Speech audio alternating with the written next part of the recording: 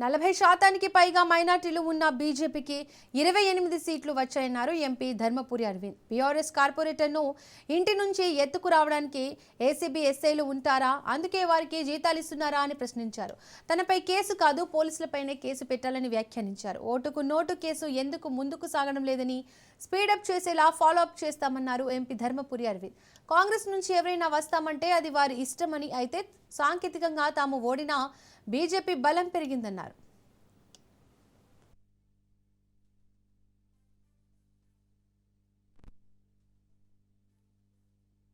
Bharatiya Janata party కార్యకర్తలకి మనస్ఫూర్తిగా ధన్యవాదాలు తెలియజేస్తా ఉన్నా. బ్రహ్మాండమైన విజయం భారతీయ జనతా పార్టీకి వాళ్ళు అందించడం జరిగింది. 28 సీట్లు గెలవటము, అది 42-43% మైనారిటీ పాపులేషన్ ఉన్న మున్సిపాలిటీలో గెలవటము, ఇది భారీ విజయం. ఇది సింగిల్ లార్జెస్ట్ పార్టీని పిలువరు ఇందులో.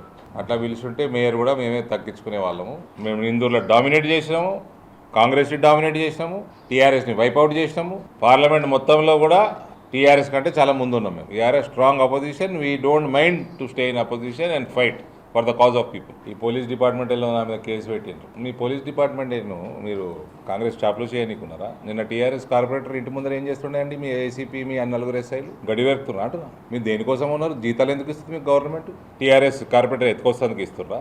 దేనికోసం ఇస్తుండ్రు? బుద్ధి ఉండాలి కదా. ఇటువంటి కార్యక్రమాలు చేస్తే, ఎత్తుకపోవడము ఇవన్నీ చేస్తే టీఆర్ఎస్ వాడికి గతి ఏమైందో అదే గతి పడుతుంది మీకు కూడా. టీఆర్ఎస్ పరిస్థితి ఏముంది? వాళ్ళు నిజామాబాద్ పార్లమెంట్లో గాయబ్ ఉన్నారు, గాయబ్. మీ గతి కూడా అంతే పడుతుంది.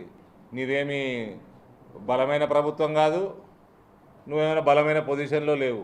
ప్రజలు నేను చీకొడుతున్నారు. దానికి తోడు మళ్ళీ ఇట్లా కార్పొరేటర్లు ఎత్తుకపోవడు ఇవన్నీ చేస్తే ఇంకా చీకొడతారు రానున్న కాలంలో. కాబట్టి ఈ పోలీస్ డిపార్ట్మెంట్ని వాడుకోవటము, పోలీసులు మీరు నా మీద ఏందండి కేసు పెట్టేది? నేనే పెట్టాలి మీ మీద కేసు.